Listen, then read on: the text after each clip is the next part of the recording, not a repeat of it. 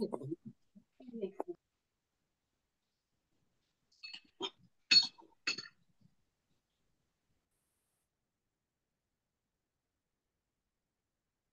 Chloe, hey Mark. Just finishing off my Malaysian soup, so I might just turn my camera off for a second. Hello, Hello, guys. hello.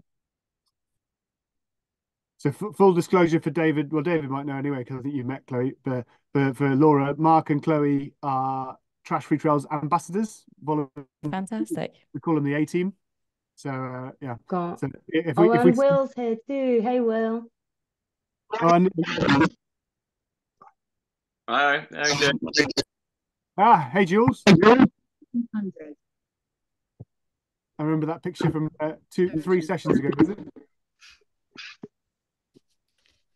Lovely, lovely. We'll just take a couple of minutes, guys, to let folks arrive and jump in. So make sure you get comfy. If you don't have a hot drink, Laura and I are rocking a tea, and that feels very important to the vibe this evening. So make sure you get a hot drink, get comfy, get cozy, and we'll start in a couple of minutes.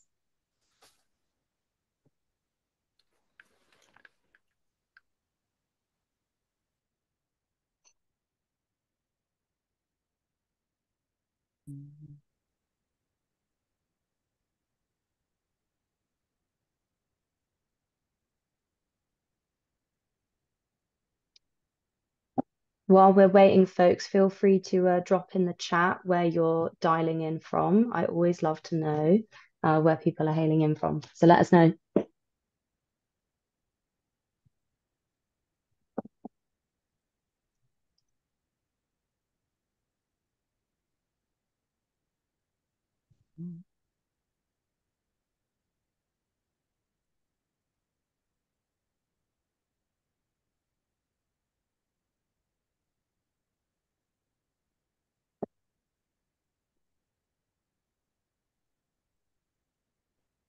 Chateau de Wilson. Very nice, Mark. Very nice.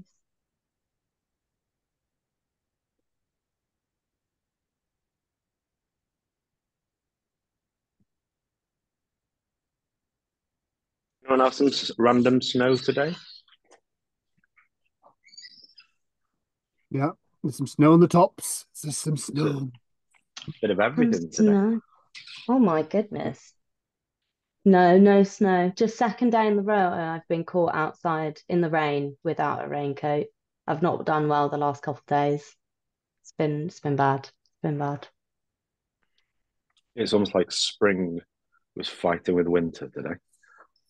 Oh, very poetic, Mark. I know.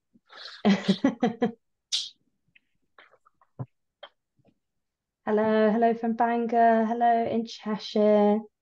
No worries about the terrible Wi-Fi. Hopefully, we will come through for you loud and clear. Okay, folks, I think we should make a start. But folks might arrive, and that's totally okay. So, hello and welcome to our fourth digital action session. It's been crazy. This has been such a fun project to be part of. So, we've been hosting online sessions since January, exploring different aspects of the outcomes of the State of Our Trails report, which we released back in November here at Trash Free Trails. So my name is Rachel. I'm Communications Manager for TFT. I am your host for this evening. So yeah, thank you so much for choosing to spend your Wednesday evening with us. The sort of aim of these sessions, if you haven't been before, I know that many of you have, which is really nice. Thanks for coming back. So yeah, the aim is to sort of provide you with a bit of a deeper insight and understanding into the Trash Free Manifesto, which is this kind of final section of the State of Our Trails report. It outlines 5 areas for change that we've identified that we're trying to dedicate time and energy to over the next kind of couple of years. And we want you as our community to be just as much a part of that journey as possible. So before we get any further into it, just a little bit of admin. So we are recording the session because we do have folks who wanted to be here, but unfortunately couldn't join us at this time. So we're going to be sharing it on our YouTube a little bit later. So if you kind of don't want to be on recorder, you can keep your camera off. That's totally fine. We love it if you keep your camera on because it's super wonderful to see all your gorgeous faces. But if you could keep your microphone off just while other people are speaking, it just helps to make sure that everyone can hear one another and our lovely panel this evening. We are a nice cozy team this evening. So if you do run into any technical issues, you can kind of drop a message to me in the chat and I'll try my best to help you out. And do use the chat as much as you'd like. Share your thoughts on what's being discussed, share any questions. We normally kind of keep questions for the end, but we might see how it goes. And actually, if you have questions and you want to jump in, feel free, because I think it would be really nice to keep this less as a sort of formal panel and more just like a conversation. We're all here to kind of learn together. I am like so excited for the three people who are here with me. I know Dom very, very well, but it's such a gift to get to be here with David and with Laura as well, whose work I know and admire massively. I feel like of all of the sessions we've done, this is the one I feel like I will take away the most from, definitely. And I'm really looking forward to learning from you both. So I'm going to let our panel introduce themselves. I'll maybe hand over to Laura first to introduce yourself and your work. Of course. Hello, everyone. It's so wonderful to join you. So I'm Laura. I'm based up in Dundee in sunny Scotland. It's never sunny. We had snow as well today. And I guess the quick intro to me is I do two things. So the first thing is my day job, which is I'm a PhD researcher up here in Dundee, and I'm looking at climate resilience and community engagement. So how do we do really effective and inclusive community engagement to build places that are perfect and climate resilient and use nature, but do it in a way that brings multiple benefits to everyone. But the other part of my work is I'm almost like an environmental pundit. So I sort of get rolled out to commentate on the news, in the media about environmental stories, and also do a lot of campaigning. And obviously today we're going to dive right into campaigning, so I can share a lot more about what that looks like specifically. But I've campaigned for many years on things like climate and plastic waste. So excited to hopefully share some more of that. And I exist online as Less Waste Laura, which is where I do a lot of my work. So feel free to connect with me there. It's always great to meet with new people. Thank you, Laura. Thank you. Thank you. I'm going to throw it straight away to David. David, would you like to introduce yourself?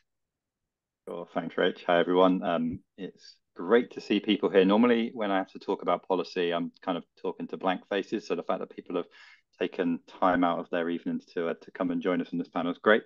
So my name's David Smith. Firstly, I'm a member of the Trash Free Trails Steering Committee. I worked with Dom before Trash Free Trails was set up, so I've been somewhere in the background since the very start. So it's great to see how it's growing and the support that we're getting. But in my day job, I work for a charity called Bug Life, the Invertebrate Conservation Trust, where I'm manager social change and advocacy team. But my background skills basically policy advocacy, setting up campaigns for environmental organizations ranging from plastics to water quality, different pollutions, climate, species reintroduction, land management, all sorts of different things. So hopefully I can share a bit of insight to the kind of stuff that not everyone gets to see, but some things that you can all hopefully take away. Thanks, David. Thank you so much for being here. Dom, I'm going to chuck it to you. And of course, you need to introduce who's with you as well, because Lion is arguably the most important person on our panel this evening. He's also having a massive sulk. It's tea time and he's not getting enough attention. Well, this is always a strange one when there's a nice cozy team and most of the people I know, and even a couple of months ago I met Jules and we spoke. Just to recap, really, I'm the founder and CEO of Trash Free Trails. I started Trash Free Trails, and that's really simple, with an Instagram story whilst working with David at Surfers Against Sewage. And when I was there, I was involved with a lot of policy work, but I was never really a manager of that work. So it's something that is not completely in my wheelhouse. And so as well, I'm really, really interested to be involved with this conversation.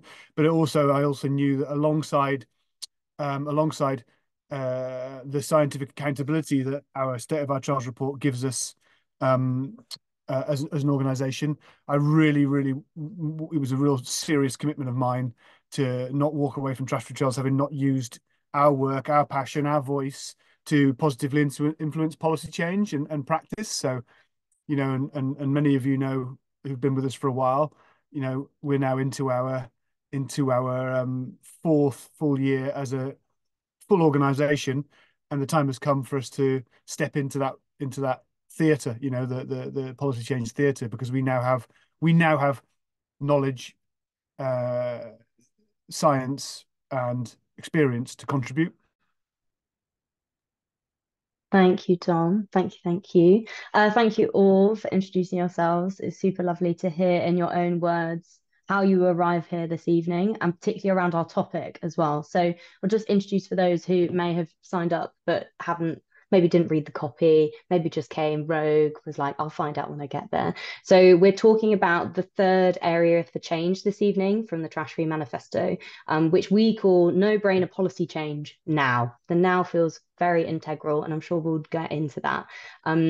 So I'm going to kind of open by inviting Dom to really contextualize for us a bit more of that picture of what has TFT's relationship with policy change been over the last kind of 4 years of being an organization, and what does no-brainer policy change mean to us now we've come out with this area for change in the State of Our Trails report, and how are we what are the areas of policy that we're kind of looking at the moment? So Dom, I'll chuck it to you.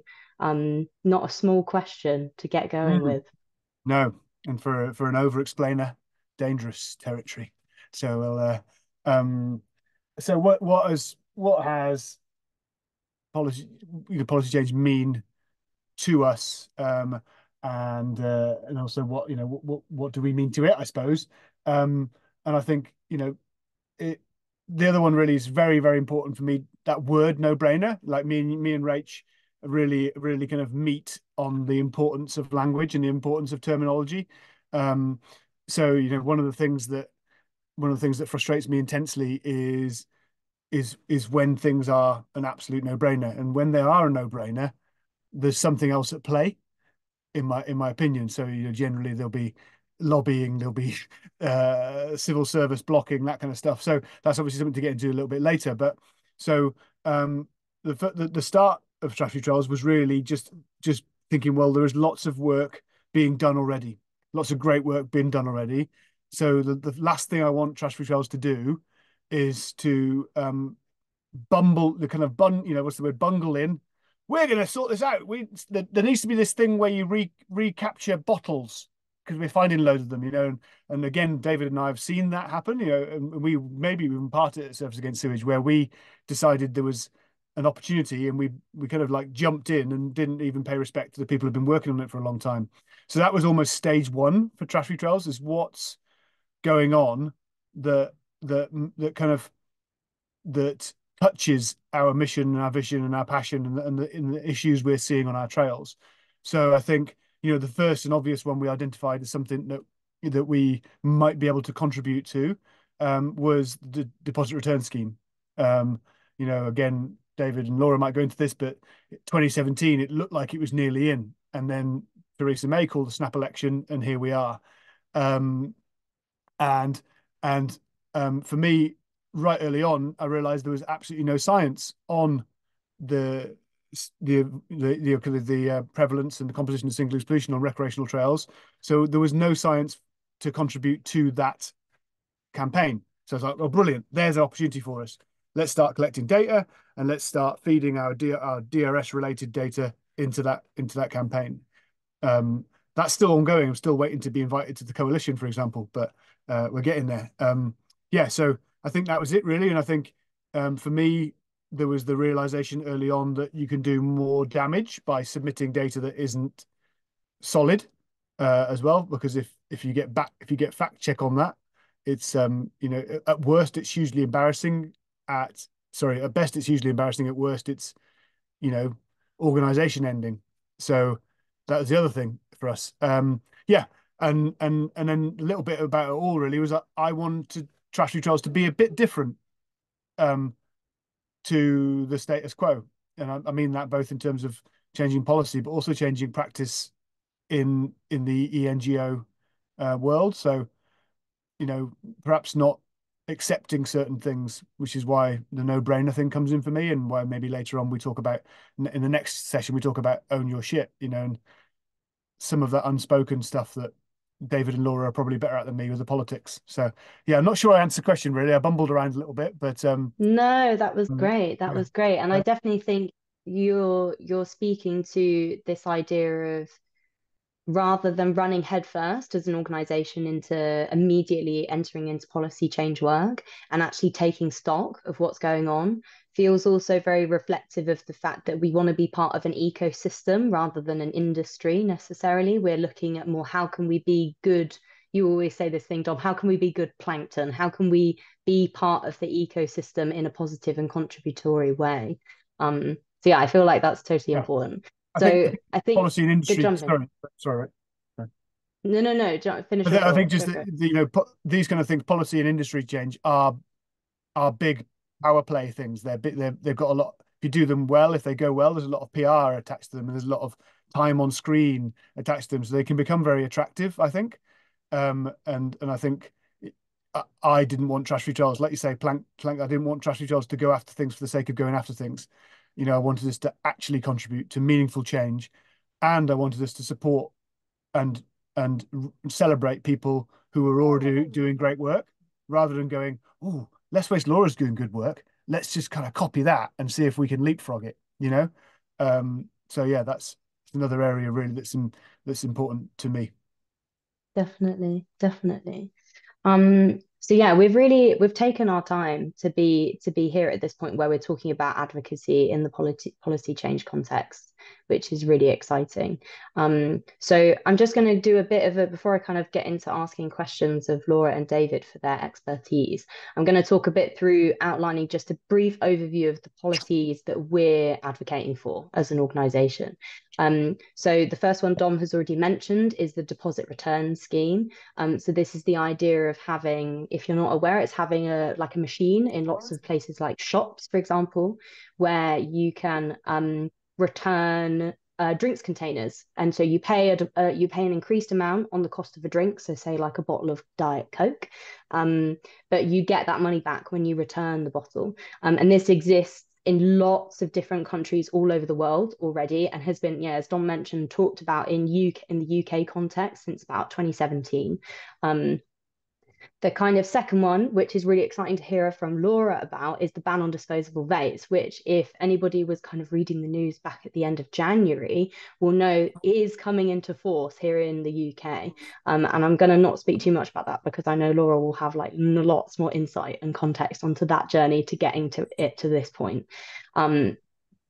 The third one is about extended producer responsibility. So this is a kind of a whole body of legislation, would you say, Dom? It's not just kind of one single policy, but it's essentially ensuring that those who produce single-use packaging are responsible for its entire lifespan, from the initiation of its making all the way through to how it decomposes, how it gets destroyed, how it gets disposed of. So there's a lot of different kind of arms and bodies within that. Dom, am I missing any? Well, David, I'm sure Laura can add to that, but that the EPR is a tricky one because it's so opaque, and so multifaceted. And again, that word responsibility is something we might want to talk about as a group, is how that word can be oddly polarizing, in that you say responsible and it seems to be implied that you're solely responsible, whereas it doesn't seem to work that way in any other area of life. So that's an interesting one for me. But Rach, sorry, the other ones that I think are important to us to bring those up. Yeah, so I think again, so something I'm talking to many people here. Mark, I'm seeing you on screen right now, who submit data regularly. So the enforcement of the unnecessary single-use plastics ban that came in October. That's something that's really important to me because I'm seeing a bit of a massive lag on that. So I'd love to hear from Laura and David if you've got any more insight into what's going on there. In terms of, you go into a shop, a takeaway, and you're still seeing lots of unnecessary single-use plastic. You do a trail clean, and we're still recording and reporting lots of unnecessary, fresh-looking, unnecessary single-use plastic takeaway products. So that's interesting to me. Then we get into like, what I would like to do then is then drill into like, this is think about the kind of layers, from global, national, regional, local, individual, like drilling down into what's really getting the goat of recreational trail users. And for many of us, energy gel sachet retainers has been something that's really irritating to me. And it might be a tiny change, but again, for us, it's like be good plankton. What's within our sphere of influence? Well, we have lots of partners and lots of events we go to where energy gels are used. There is an existing solution that's maybe not perfect, but it's a solution with the retention strap on the end of the gel end. Let's just see if we can, for me personally, let's campaign to make that either through legislation or through just industry pressure to make that standard practice. Maybe we can use EPR for that, for example. Then another one that's starting to become really passionate to me, for me, David, especially, is agricultural waste.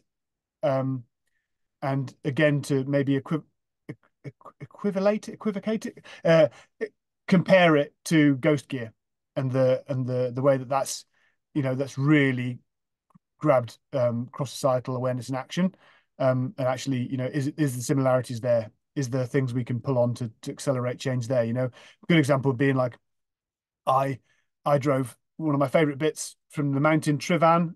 I'm not sure if anyone knows that, straight from Trivan on the Ogwen, on the A5 in the Ogwen Valley, a mile to the Joe Brown's turning by Plas Brennan, and I saw 8 red. And PJ always mocks this. PJ, are you there rolling your eyes at me now? 8 of the red farm lick, sheep lick boxes. I'm not sure if any of you know what I'm talking about there. And once you start noticing them, they are everywhere. And for me, that's the equivalent of ghost gear for our trails and wild places, as is plastic farm wrap. So that's, again, for me, I'm basically, what great work can I copy to accelerate change in our ecosystems? Definitely. Thanks, Tom. Thank you. Yeah, that really reminds me of an old tutor at university who used to say, everything's been done before, but not by you and not now. And that feels very resonant with the kind of approach we're trying to take, is this sense of learning from the great work that's being done either in history or around us, and how can we emulate the tactics that are being used to bring it to the fore. I think from everything you've said, Dom, it's so clear that actually, even though we've not maybe in a public sense talked about policy as an organization, it's something that actually has been part of our internal what's this action? It's kind of like our internal work, our internal kind of growing and nurturing who we are and what our community's focused on, actually, for a long time. And I'm really excited by the fact that I'm here as someone who's been with the team for like 18 months, and there are some of those that I wasn't even aware of. I think that really speaks to the fact that there is policy that we really do recognize needs advocating for, it needs campaigning on, it needs our voice to be part of the change. So thank you.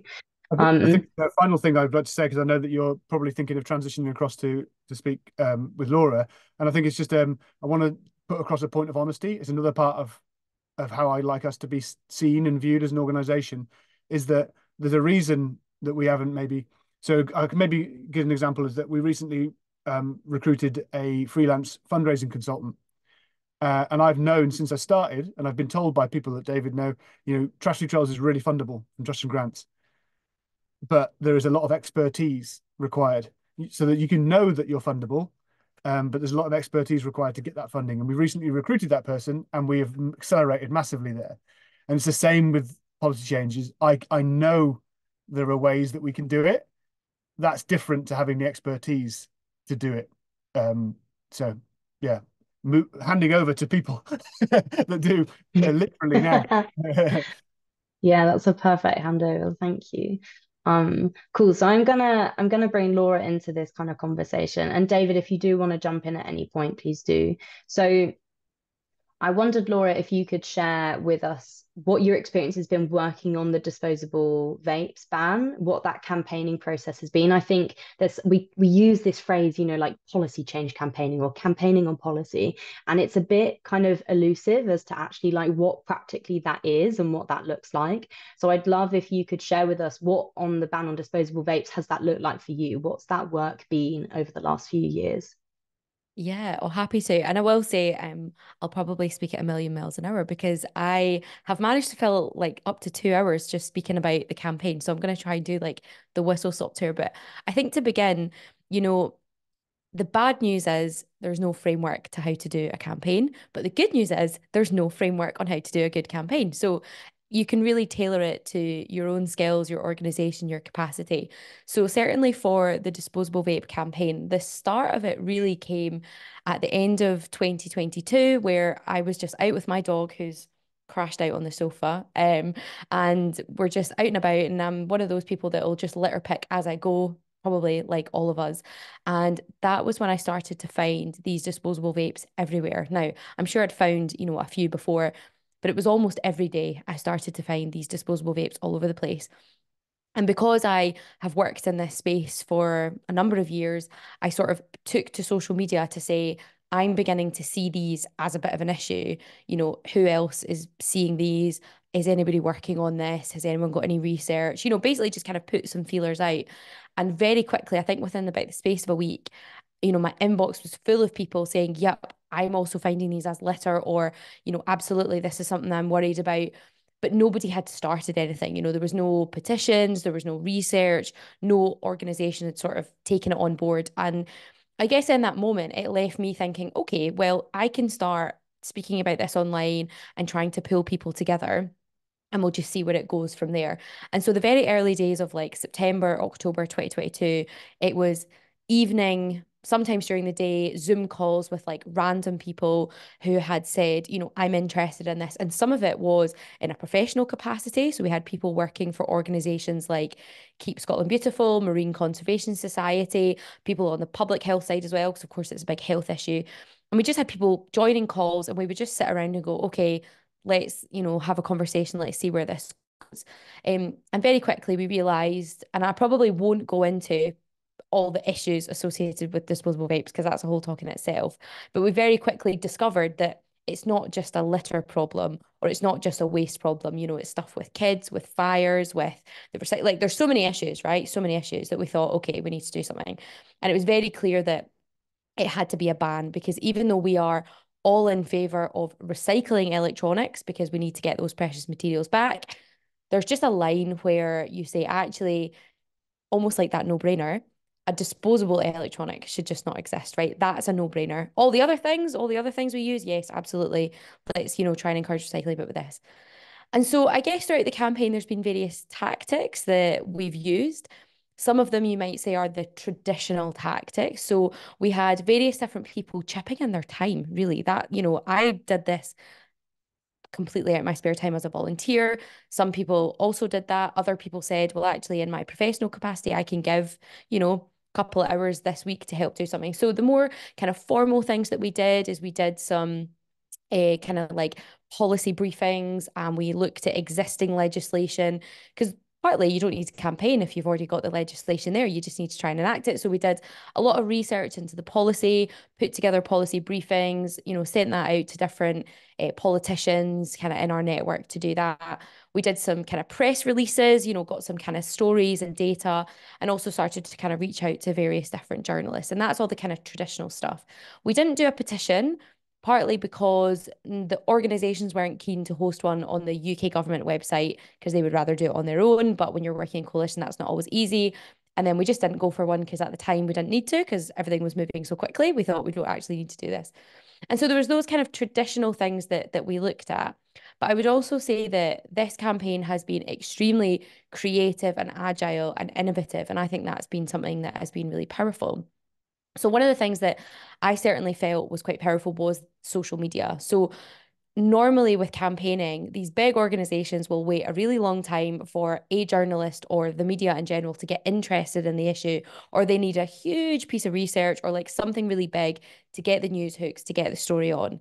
Now, I couldn't be bothered doing any of that. So I said, well, I'm just going to go out and I'm going to, go on some litter picks and collect some vapes and film it and put it on TikTok and da da da. Now, first of all, you get way more views on TikTok than you do on your 3 minutes on BBC News. So, like, it's a great platform for that. But also, you then create the hook. So, I had journalists getting in touch with me saying, we want to cover this thing that we've seen you're doing. So, you can kind of flip the tables a little bit, turn the tables and say, I'm not going to have to, invest in loads of something to get a media hook. You can go out and you can talk about it on your social medias. You don't need to wait around. And that was really powerful because we know how the media cycle works. One day you're a hot topic, the next 3 months they're not interested, and then it goes round. So social media was really powerful. It meant we could connect with people all over, the nation. It was just brilliant. But the other thing that I thought was really interesting was another sort of grassroots thing that we did. So it was actually this time last year. I had an evening free and it was raining and I was bored. And I've never really known what counsellors do. So I decided to test that theory. So I sat and I emailed every single counsellor in Scotland. Every single counsellor. And I emailed them and I personalised it. And I basically said, here's this issue. This is what I'm working on. Here's these da da da da. You can imagine the email.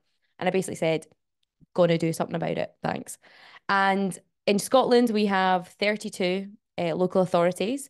And after I sent these emails out and had many conversations with many councillors, we ended up getting 29 out of the 32 councils. That's over 90%. Putting this forward to their meetings, discussing it, supporting it, and writing to the Scottish Government. And that was from politicians of all parties and none, because there was lots of independents as well.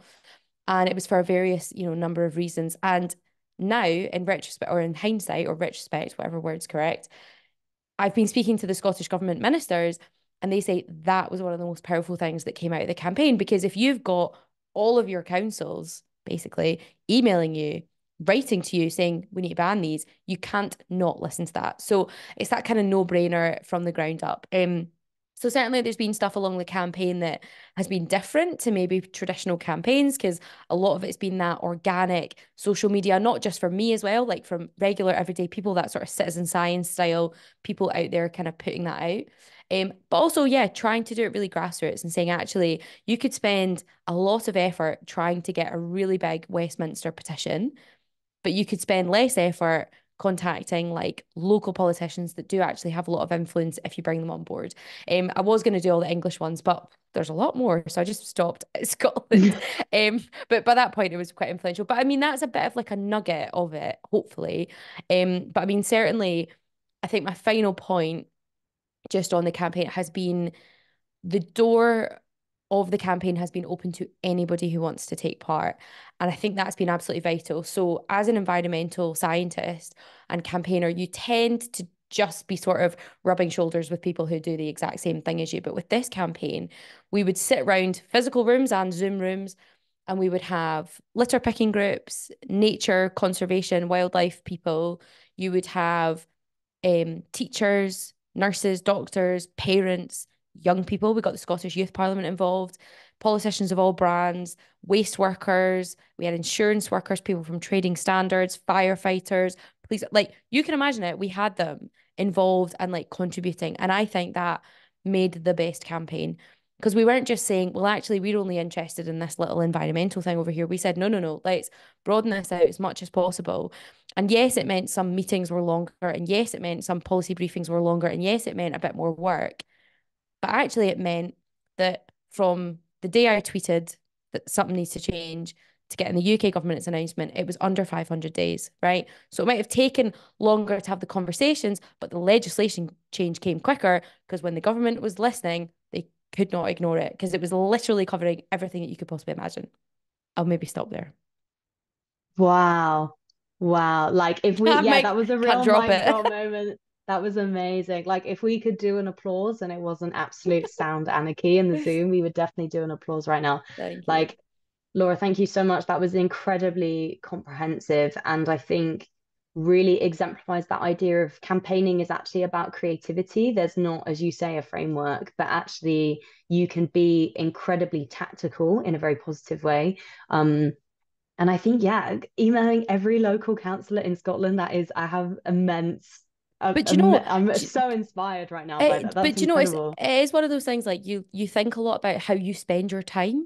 And, I just felt like, I remember when BBC News asked to do an interview and like I was like, sweating all day about it. Basically spent a whole day just thinking about it and worrying about it. And I'm sure lots of people watch it, BBC News, it's great. But I could go out and spend 5 minutes doing a TikTok that gets 1 million views and gets more journalists coming back saying we want to cover this. Da, da, da.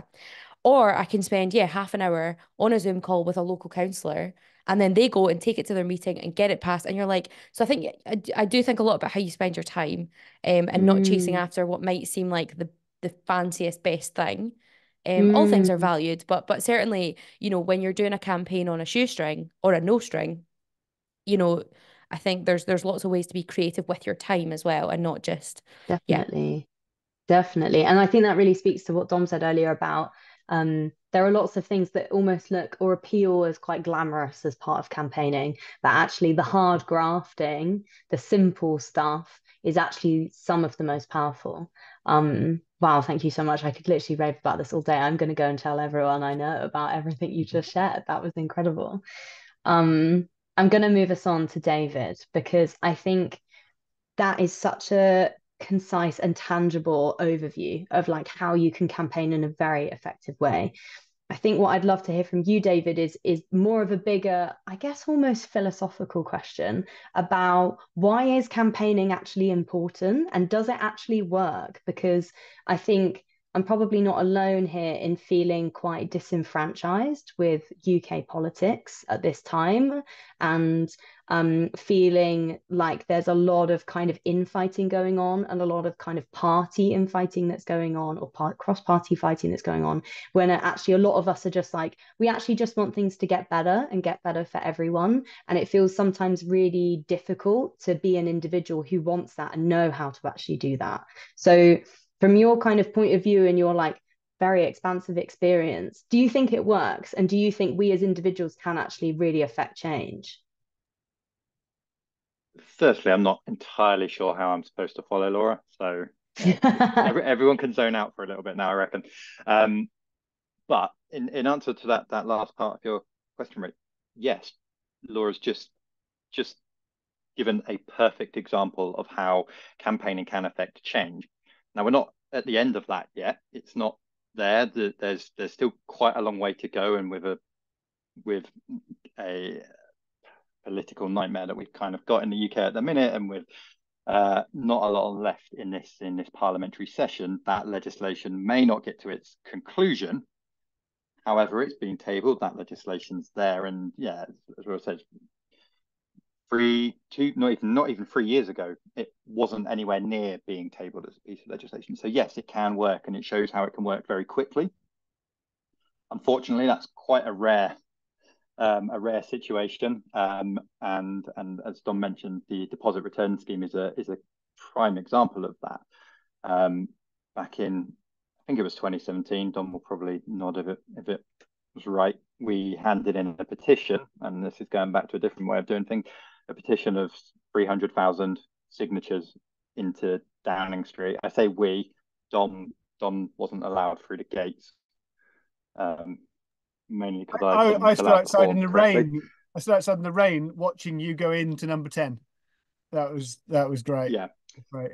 But we're still here. We're still here together today. But it's a good example of how things don't necessarily progress at the speed of which you would like to see. So one of the biggest environmental petitions of all time got us a meeting in Downing Street. We had great meetings there with DEFRA, with the Treasury, basically to get this thing set up. The government come out and said, yep, we're going to introduce deposit return scheme. And as Dom said, it's still not there for various reasons. And a lot of it has to do with politics, which is beyond our control. And you talk about this idea of being disenfranchised, and I completely get that, and it's something that I get kind of faced with quite a lot. How do I work with this party, with that politician, with this politician? And the thing that I always come back to is we do live in a democracy. It might not feel like it, but we all do have a power, and we all do have a voice, and we can all make change happen. But we're not going to make change happen unless we go and do it. It's no point in waiting for someone else to do it. If we see this issue and we see something that needs changing, we can go out and do that. And there's a whole variety of ways in which we can actually make that happen. And the reason we chase policy and legislation change is it really becomes that gold standard for changing behaviours. It creates a cohesion right through from kind of grassroots up to international level. It gives us a set of guidance, and if we're very lucky, laws that means we actually have to follow those things. Whereas if we're just relying on guidance and sort of good ideas and you know, this is the right thing that should be done, it doesn't necessarily get followed by everyone. But it is very possible, it does happen. And the key thing really is just to keep on. You know, if we stop and hold back, then these things disappear. And Laura mentioned the sort of the media cycle. Politics really, it follows the media cycle. You know, once things are in the public eye and they're like flavor of the week, politicians all of a sudden start picking up on that and talking about that. But there's this cycle that kind of can go on underneath all of that. Writing to all of the councils and the councillors in Scotland is a great way of doing that. And we often do this with all of the politicians in the UK and figure actually if we start flooding their inboxes, they have to pay attention to this. You know, one email out of the hundreds that they receive every day, it's just, you know, it's going to get a miss.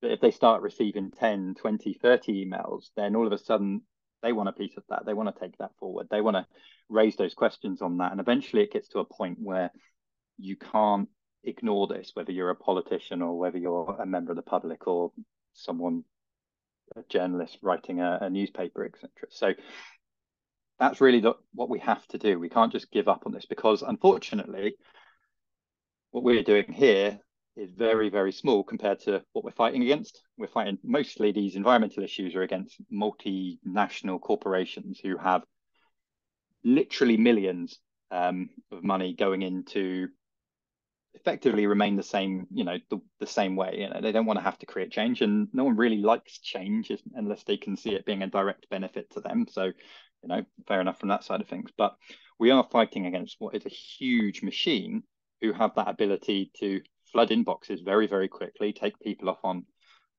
fancy tours and fancy meals and wine and dine and all of this kind of stuff. And, you know, it is very hard to compete against that.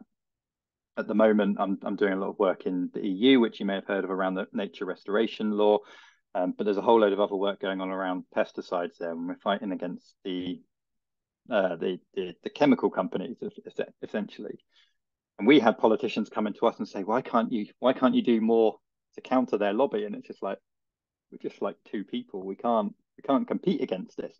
But we've got their ear, we've got that talk, and then what we need to do is get another person's ear and another person's ear and another, and you just have to build it up. But it really, you can't just let other people get on and do it because that doesn't happen.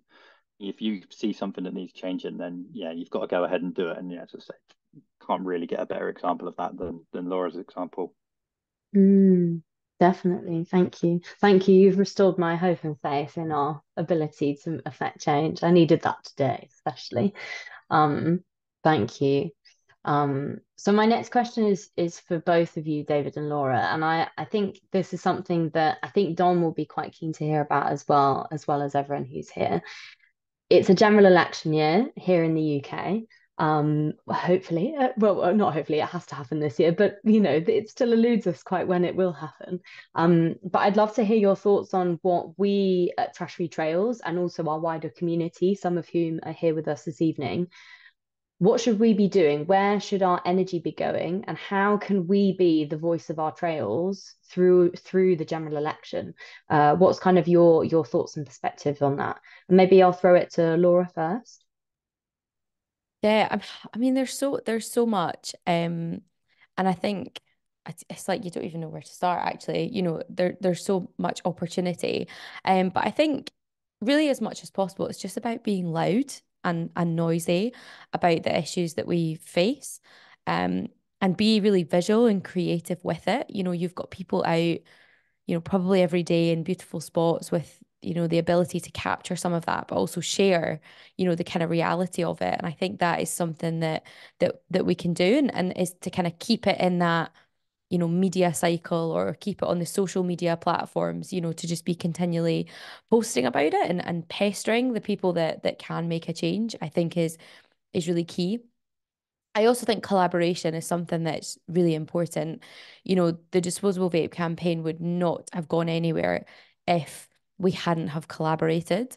And no individual or organization is too small. Like everybody can chip in something. And I think it's about like letting those barriers down and saying, actually, how can we all just collaborate and really fight to be agile? And actually, you're probably in a better place than many, because the smaller the organization, the more agile you can be, even in terms of just like signing things off or like going through different processes. So I think it's just, yeah, look out for collaboration at every opportunity, and that's both within the environmental sector and outside of it. And I feel like, often with stuff like, for example, a beautiful nature spot that's just full of rubbish, environmentally, we know that that is a complete disaster. We know that, plastic and wildlife, we know that. But what we also know is that it's going to deter people from going there. It's going to make the experience less enjoyable. And at a time where people need to be getting outside more, particularly for mental health, like that's got a poor, impact on that. And so bring in people from the healthcare profession, bring in people who are prescribing, time outside, bring in other voices, so that when you turn up to meet with a politician and say, like, this is why I'm interested in this, or this is why it's important, you're not just saying because litter is bad. You're saying, actually, because of all of these reasons that go well beyond like just your remit. I think that's something that's absolutely crucial. It's about showing, how interconnected all of these issues are, and kind of showing that support for it. But yeah, I think it's also good to, sometimes hone in on a specific issue, but then use that flagship thing to talk about a bigger issue. So certainly for the disposable vapes, you know, in 2024, I recognize that disposable vapes are not the biggest thing that we are all dealing with, right? That's okay. I get that. No offense taken. But quite a lot of the time, people would say, like, why are you spending so much time on one specific thing? But actually, what it gives us an opportunity to do is actually take a step back and talk about two big issues. One of them is this kind of constant evolution of the tobacco industry. So that's one thing. Then the second thing is the beginning of disposable electronics. So we don't have disposable electronics. They're slowly kind of, becoming a thing. We're getting these kind of throwaway, cheap plastic electronic gadgets. So what we want to do is use this as an example of a bigger problem. And I think that's what you can do, is like on these trails, like you were talking about sachets of gels. Like, yes, that's a very, very niche specific thing, but actually what you can do constantly is be taking that step back and be talking about the wider thing of, maybe it's bin availability, maybe it's people's detachment from nature, maybe it's corporate irresponsibility, not thinking about the end of their product, maybe it's about whatever it might be. But every issue, there's actually lots of things that you can talk about around it. And so I would just say, never worry that the thing you're talking about is too specific, because you can make it, general through it. And sometimes you need that. You need to capture people's imagination, right? Like with an idea. Um, Hopefully that's kind of helpful thoughts. But I think that's Yeah, certainly massively. something we found good, is even though we've honed in on one thing, we can take a step back. And the reason we did that big collaboration piece is because we could talk about all these different impacts, not just these are litter and it's kind of annoying. It's Mm. actually like, here's this huge kind of society problem. And by banning them, we're solving all of those things. And that really captured people's imagination, because there was some councillors who weren't really that fussed about the environmental side of it, but they were really interested in young people and vapes getting blocked down school toilets. So I'm glad we had the teachers in the room to tell that story, because that convinced that councillor. Other ones, they were straight on board because they were litter pickers or whatever. So, it's important to have all these different kind of things in your back pocket, so that if someone's not interested by your first argument, you've got another 5 or 6 ready to go. Totally. That particularly feels like a very integral piece of the puzzle, right? Which is that I, as individual Rachel, can't tackle everything that's a problem that needs to happen to make the world better. But I can, yeah, I can focus, I can hone in and direct my energy in a way that's going to be really achievable. And then from that, it will kind of grow outwards in strength. It really makes me think of, I think it's N Spiral, who are a really interesting organization who work around kind of regenerative community building in the face of things like climate change. And they talk about building community. And I think you could talk about building campaigns in the same way as building it like a tree. So this idea of it being a spiral, it grows from a really strong core, a really strong center outwards over time. And that feels really resonant with what you're talking about, that actually we can be small and focused, but that's the strength we need at the beginning to really expand, to have the kind of magnitude of impact we need over the long term. Yeah. Yeah. Can I also maybe I'll also just I maybe regret starting this, but I think it's also good to know maybe where in the past we've not gone as far as we could have. And I've certainly been involved in these campaigns. So this is a criticism as much as me, as I'm just aware other people might be like total have been involved in these things. But I think what we're trying to do with the vapes is, again, it's that not just focusing on one thing and taking a step back. And when I think back to plastic microbeads in face scrubs and plastic cotton buds, and now what's happening with wet wipes, it's amazing. But all we are doing is targeting one thing at a time, like one thing at a time. And we're not taking a step back and saying, actually, one, let's have a conversation about what's getting flushed down the toilet, because that's how they're getting there. That's how they're getting there, right? They're getting flushed down the toilet, then they're getting pumped out. And obviously, that's both individuals and corporations, right? But I think one of the flaws with that has been we've only been tackling one issue and then we've very quickly moved on. But actually, what we need to be doing is taking a full step back and saying, it is exhausting to just get one of those things through. How can we talk about this as a much bigger issue? And that's not meant to be a real criticism, because it's amazing, amazing that we managed to get all those legislation through.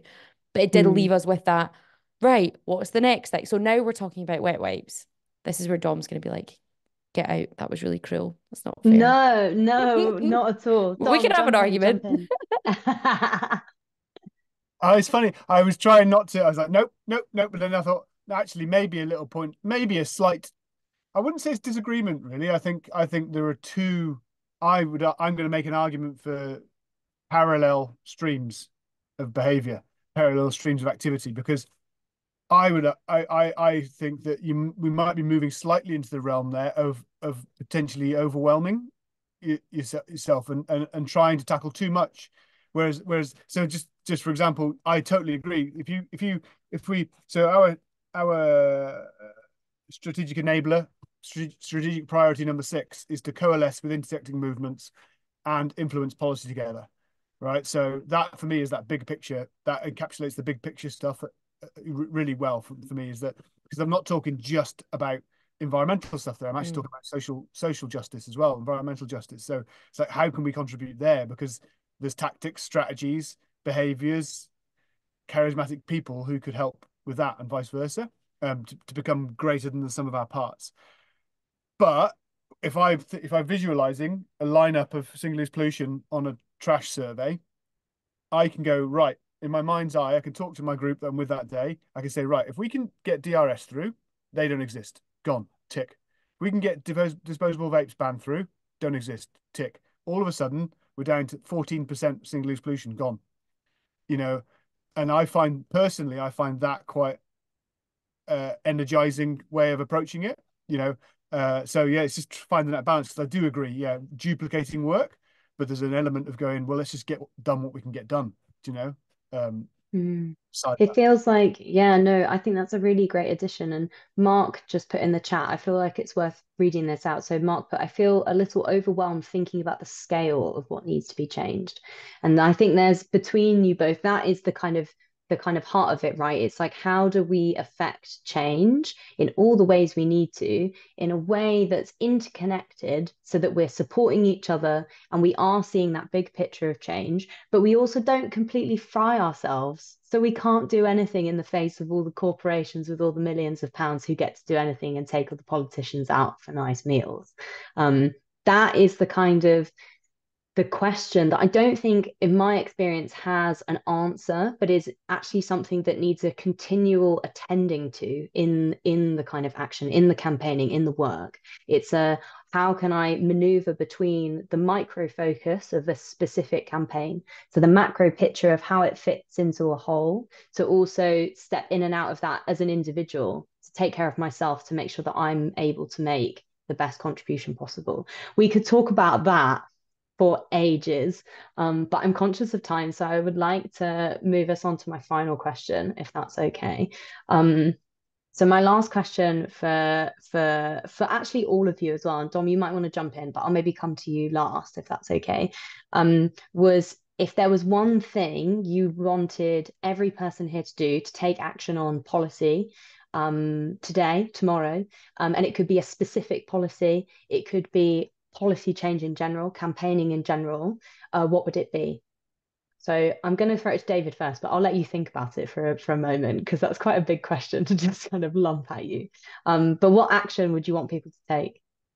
Can you repeat it again? I missed it. So maybe give David some thinking time then. Yeah, sure. So if there was one thing you wanted everyone here to do tonight after they come off the call, to take action on a policy on a campaign, what would it be? That's clearer than it was the first time I said it. David, do you have a thought? Yep. Go Yeah, for it. I have to have thoughts all the time. It's dangerous. But on this one, I was thinking about this actually when we were just hearing that conversation previously, and it's going to sound like a weird one, but I'll try and explain it. I want everyone to listen, which sounds a little bit bonkers, because we're trying to create change, but I think this is a problem with society in general. We've kind of forgotten the art of listening and actually seeing what's going on. We're very good at talking to people. We're very good at trying to get our point across. But if we don't actually listen to the people that we're trying to influence about what it is that they're perhaps interested in, that example of actually the tobacco industry or the issue around smoking actually is a key thing in the legislation that's going through. I think is a tobacco and vaping. It's interlinked. If there wasn't any kind of, if Laura hadn't gone and actually listened to councillors' concerns there and just kept on banging on the door on vaping, probably would have lost quite a few people on that journey. So it's really key to listen. It also can really help with kind of how much energy you put into certain things, because you can tell quite quickly when you've got someone you're trying to influence that it's a wasted time, and that does happen. There are people that it's just not worth wasting your energy. You can speak to someone for hours on end. They can nod along, go, yep, yep, yep. But actually, if you don't hear back what they're saying, and quite often politicians in particular will guide you along the line of what they're interested in and what they want to hear, or give you those little snippets that you can link these things together. Then that's a key thing, and it's very hard. I get it's very hard because you come fully briefed, and like Laura says, and I've been there, and I know Dom's been there as well, where you're preparing for a media interview and all you're thinking about is what you're going to say. Couldn't care less what anyone else is going to say. I think this happens with people when they're doing presentations and the like. Is all you're worrying about is your presentation, what you're going to do, and everything else that's gone before and goes after, it really doesn't matter. So I really encourage people to listen to those that you're trying to influence, listen to the arguments that are kind of coming back at you as well, and then just trying to work out the ways that you can influence them to your way of thinking, just how you can maybe keep those things together, and for work on trash-free trails, that may be connection with nature, that may be actual, people that are biking themselves, it may be a cost element, it may be, just seeing litter, it may be just they want to change the whole system. There's a lot of different things that actually our little ecosystem works around that we can tap into. So yeah, I say listen, and I've just rambled on, so I'm going to stop and I'm going to listen now. It was a great reminder. Thank you, David. Thank you. Laura, what one thing would you like us to do? I mean, build community would be one, but that's in the chat, so I'm gonna let that. There we go. Someone said that, but no, I think for me, like building on the kind of councillor stuff, I think a lot of people say, "Oh, like get in touch with your politicians about stuff." Da da da. Right. I think my piece of advice though would be actually try and foster a meaningful relationship with your politicians, the people that represent you.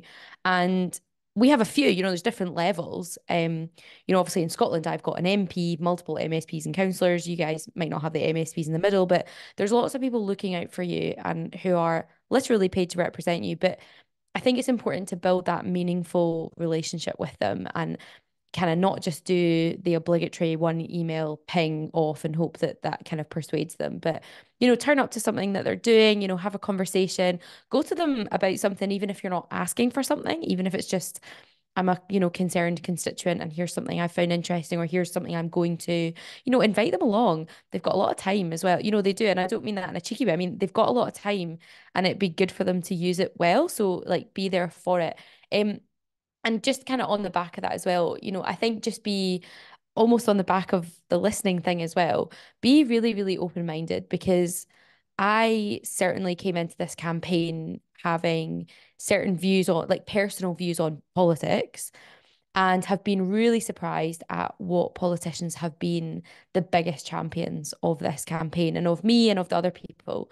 And in particular, when I'm thinking about my biggest advocates, it was Conservative MSPs, who were really backing me and backing it and helping a lot. And some of the hardest politicians to work with were from the Greens. And I just mean, like, if you were to just think of who would be the best and the worst, you would have put those maybe the other way around. So, I had to come in with a really open mind and kind of be open-minded myself to have these conversations and be really grateful as well of the help. So, I think that's just something, because often I get really fiery and just, kind of have my own views, but it's important to, yeah, be open-minded, listen, but particularly in that space, so that when you do send that email, they know who you are, they recognize the name, it's a friendly face. And obviously there's a time where you can apply pressure, but it's not always from day one, I think is what I learned. And yeah, I love what David's added in there about, yeah, the fact that we do have this election and they will be seeking your views a lot more. So really important for us to be, yeah, putting these things on the agenda. Absolutely. Yeah, Maybe a definitely. maybe a hustings on a trail is something, I don't know, Oh, that I could love be that idea. That's coming amazing. up Gosh, in I Glitcher haven't Book. heard the term hustings since Hustings, I was at don't, I'm not university. ready to hear it all this year. Hey, there's a so Matt Kennelly, one of our ambassadors, David, you might have written there, is called Hustings. A Hustings at Hustings. There we go. There you Done. go. There we Matt go. Kennelly hosts the Hustings at Hustings. Very meta, very meta. Uh, Thank you for that, Laura. That feels really integral, this idea of um, don't just see your MP or your local councillor as a person whose inbox you have a relationship with, have a relationship with them as a person, because that's how relationality is, like how we affect change, 100%. Dom, I'm going to throw it to you. What one thing would you like us to do after we leave this evening? You're on mute. It's good because you didn't hear me making groaning noises. I got to say that I want to really double down on that, and then maybe I'm going to ask the group, maybe via show of hands up or something, or some kind of reaction. Rach, maybe let us know. Who in the group would be willing to use their participation in our Earth Day Spring Clean and what they kind of find out about their trails that day, and how it makes them feel as the moment that they as a means to make contact with their local decision makers, for example, their MPs, MSPs, even thinking about industry. But I think we'll focus on government for it. Yeah, so and that would be the other ones really is yeah. So first and foremost, invite them. I've got a good example really. Is that it's really sad as well, David. Is that our first good relationship with an MP is a Conservative as well, Laura, same as you. And I'm really, really finding it hard not to really like him. It's really annoying. Like he's just thoughtful. Like his dad was a political scientist, and like he doesn't believe in top-down government, all this kind of stuff. It's like, oh God, stop it, stop it. But and he came to Bryce Trail Clean last year, and he now invites us to roundtables, introduces us. But I didn't ask for anything other than to come, and I think if you compare that to how we go about building relationships with our volunteers, take our ambassadors in particular, it's about building trust, and you can't rush that. And I think that's one of the kind of it's one of the things we've got over corporations is that we're authentic. Our trust is real. The seduction, we don't need to do seduction. We just need to show them what we care about and who we are as individuals and communities. And I think also showing them you take action, you donate your time, your talent, your passion, is another thing that's corporates cannot compete with. So we'll play to our strengths. But yeah, really, I'm going to invite everyone on the call, and I'm going to go away and talk to David and Laura separately and say, What is it? Could we target something in particular? And I'm going to copy Protect Our Winters is. I'm going to give them a big hands up there. Send it for climate campaign, where they ask people to send a postcard explaining why they wanted the government to take more action on climate. And I'd like us to do something around that Earth Day spring clean. That's what I'd like to do. Oh, I Yeah. love that. That's perfect, Tom. Thank you. David, you've got your hand up, which is very polite. Nice job. The good Zoom etiquette. Jump in, please, please, please. You can tell I spend most of my time on these kind of things. Just to come on to those kind of points that were being made around kind of political divides and this, that, and the other. You don't need to agree with everything that every thought that your politician has, and that shouldn't stop you from engaging with them. There are plenty of things where we disagree on things, but fundamentally we need them to represent us. They're not going to do that across the board, but if we don't engage with them at all, then they're not going to represent us in the way we think. So don't let their other policies, their other views get in the way of potentially steering some of our kind of asks in the right direction. It's really, really crucial to remember that, and also don't let their government or shadow government position, so their kind of governmental position, get in the way of representing you as a constituent. They all will and do. They have a little less time for doing that, but that shouldn't just be a blocker to trying to engage them. So. 100%. Thank you. Dom, I'm going to hand it over to you, but then you're going to be the last point, and then we're going to open it up to the floor to let our wonderful attendees ask any questions they might have. So while Dom chats, if you do have questions and you don't want to speak out loud, pop them in the chat and I will read them out for you. Dom, final point of the night. Thank you, Rach. I'll try and make it a good one, and it's also really pertinent because I think the majority of people on here are people we know who have been with us with us on this journey for a number of years, and obviously all the way back to David way back in 2013, 14, and that we have taken a lot of time together to set our values, and I frequently, repeatedly see really like round table nodding when I talk about some of our values, in particular never using blame, shame, guilt, or aggression as a tactic, always being positive, and prevention being better than cure. It's unbelievable how that came. I was on a round table last week and I spoke about, well, how many of you as groups spend time thinking about how to prevent litter being dropped in your respective places? And they were like, oh yeah, So again, be confident and proud in Trash-Free Trails because you've helped us build it. That is a great final note. Thank you, Tom. Thank you. Okay, we've got a couple minutes for any questions. Does anyone have any questions for our lovely panel? Feel free to just jump off mute. Don't worry if you don't, because I do.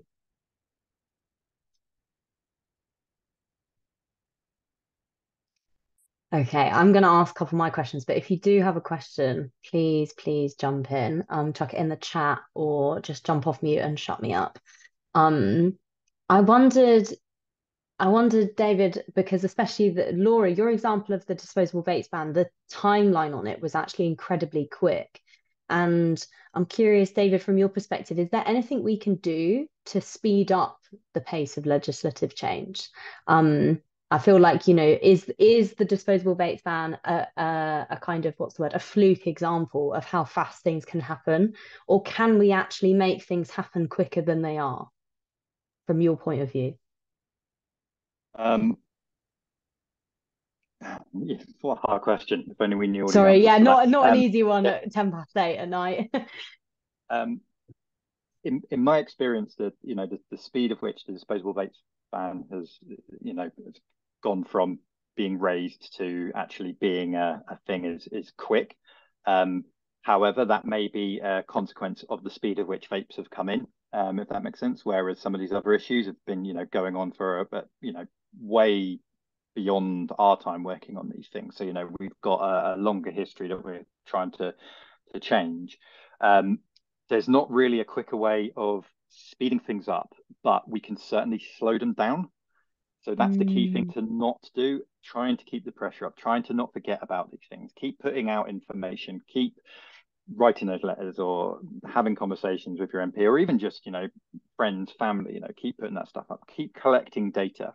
Because all of this, I kind of see these things in peaks and troughs. The troughs are actually time that allows us to prepare for when these peaks are here, where we can come in and go, here's all of the evidence, here's the solution, here's the way that we should be going. So these troughs, treat them like the off season, treat it like the time where you're training, getting yourself ready and fit, ready to go. So actually, when that moment arrives, you are there. But it's really key to not stop, because whilst we can't necessarily control those peaks, we really can elongate those troughs down. So that is really where we need to all keep together, try and keep some momentum going, and that will just not slow it down. But yeah, speeding it up, there's a lot of procedures and things like that in place, that even if they want to get these things through exceptionally quickly, and there's certainly significant bills that are in Parliament at the moment that they wanted to get done overnight, and we are months down the line where the will of the government, who have a majority, haven't been able to get these things through. So it's not really within our gift to speed these things up, but we can certainly make sure that we don't slow them down. Be my answer to that, I think. No, that's a great answer. Thank you. Okay, and my final question is for Laura, is what's next for you in terms of your campaign work? And also, is there anything left on the disposable vapes ban? Is there anything that we can be doing to continue to contribute to that as a final thing that will, it's coming, it's so close. Yes. And maybe a few things, and it'll all kind of tie in, because actually what David said, 100% agree with. And when the UK government announced they were banning them, so that was the end of January, I was like, oh, this is amazing. This is all going to happen like next week. This is going to be brilliant.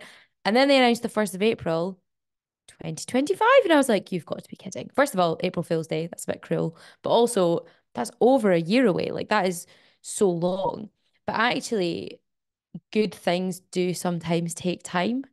And to rush any legislation, particularly one that is encompassing both health with the tobacco and the nicotine and the environment with the disposability and the plastic, there's so much in it that if we rush it, we risk making a really poor piece of legislation. And actually already we've got some amazing pieces of legislation that we just don't implement very well. So we don't want it to become that. So as much as it pains me to know that we have another nearly full year left with these things and the impacts they have, it is important that we take that time to do that. I think is really crucial. I'm waffling. What was the question you asked me? Because I had another good No. That was great. I was just my yeah, other 'cause that's something my else other to add. question was what's next for you in terms of your Yeah. campaign work? Yeah. So now the campaign is this kind of legislative bit. Okay, hold on. I've remembered the two things I was going to say. So now we're in this legislative bit. So we've gone from trying to shout and persuade to get this done to now sitting in rooms where we're talking about policy and legislation and where it all fits in, which is obviously a very different landscape because it's now very technical and very, trying to think about that. But I think, what's the future for like me and the campaign? So the campaign itself is in this new phase. And then for me, I'm focusing on getting this blooming PhD done because I've ignored it for long enough. But there's all these other things that are cropping up. So wet wipes is another huge conversation that we're having. I sort of mentioned it before, this idea of like, we just need to get something done with those.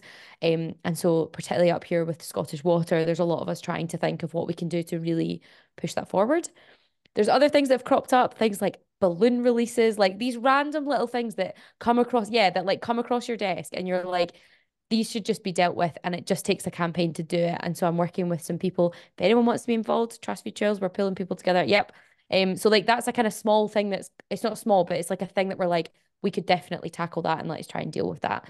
But I would just say the kind of the big question both for me and for you guys, and this actually relates back to another tip, is I think with the politics change, like we are going to have a new government by the end of this year.